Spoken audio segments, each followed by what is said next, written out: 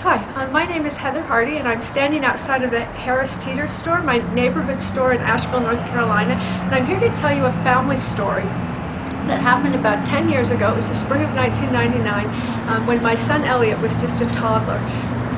Harris Teeter was the only store that Elliot was happy to go to because of two things. They offered wonderful cookies and helium balloons, and Elliot at the time was completely enamored with helium balloons, but they had to be red ones. Pretty soon the associates at Harris Teeter got to know Elliot and his love for balloons, and they would make sure that we had red balloons in the corral when Elliot came in, or else they'd blow up one, especially for him. And as time went on, he'd get a cookie in one hand and a balloon in the other, and those would keep him occupied while I did my shopping.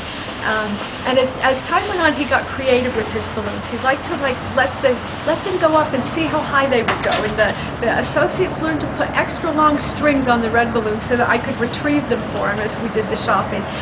Then obviously, as a mom, we get smart enough that you tie the balloon, the string around his wrist. And then one day he managed to get the balloon untied at the top and said, uh-oh, as the balloon went up. And then it was time for a new rule.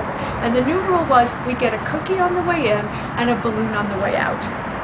So the first time we tried the new rule, I was just going in for some groceries for dinner. So it was a very quick trip, and Elliot was fine. I reminded him of what we were doing. He was fine till we got in line. And because it was 4:30 in the afternoon, the line was a little bit longer than we were used to. And also, the balloon corral was directly in front of us at the end of the aisle. And he just became so engaged in those balloons and started begging. The people in line, I think, were preparing for a meltdown and said, won't you just give him the balloon? but we were sticking to the rules. I got to the front of the line. They took my groceries out, put my cart at the end, and at that point Elliot is sitting just probably about 5 feet from the balloon corral. Just eyes full of longing. I'm checking out the groceries, and then the associate taps on my arm and points over at Elliot.